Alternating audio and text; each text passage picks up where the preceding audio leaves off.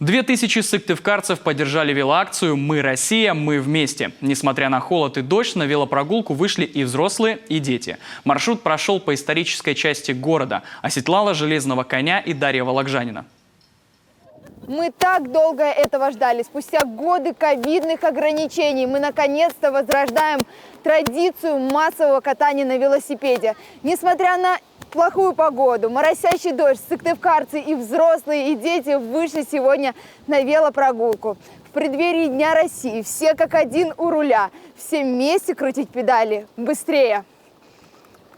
11 июня на улице всего 8 градусов. Совсем не летняя погода. Несмотря на это, 2000 сыктывкарцев выходят поддержать велоакцию «Мы Россия, мы вместе». Точка отправления – Стефановская площадь. Здесь же волонтеры раздают фирменные белые футболки с надписями, созвучными с названием акции. На сцене такой нужный в холодный день разогрев. Концерт с участием вокальных и музыкальных коллективов.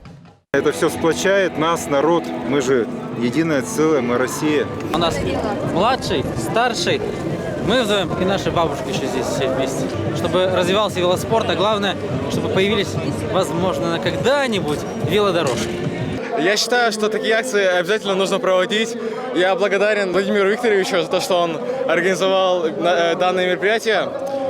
Я считаю, что велогонка – это спортивное мероприятие, которое объединяет всех жителей города.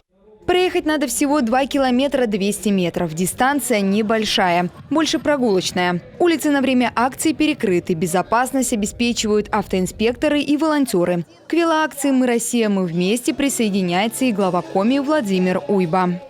Я очень рад, что сегодня мы с вами сделаем это и проведем нашу велоакцию, потому что мы вместе, и это очень важно. Наша велоакция проходит накануне самого главного государственного праздника Дня России. И это еще одно подтверждение того, что мы едины, мы Россия, и мы непобедимы. И вот обратный отсчет. Документальные кадры с полета в космос Юрия Гагарина. Стартуют горожане под его знаменитое «Поехали». Спуски и подъемы в горке немного разогревают сыктывкарцев. Велоакция исключила соревновательную составляющую. Главная ее цель – объединяющая. Уже вскоре после старта первые велосипедисты прибывают на Стефановскую площадь. На весь путь уходит всего 8 минут. Велопробег первый в этом году, но не последний. Владимир Уйба отметил, в августе ко Дню Республики обязательно состоится полюбившаяся жителям Коми велоночь. А велоакция «Мы Россия, мы вместе» – лишь небольшая тренировка перед массовым заездом. Дарья Вологжанина, Дмитрий Ведерников, телеканал Юрган.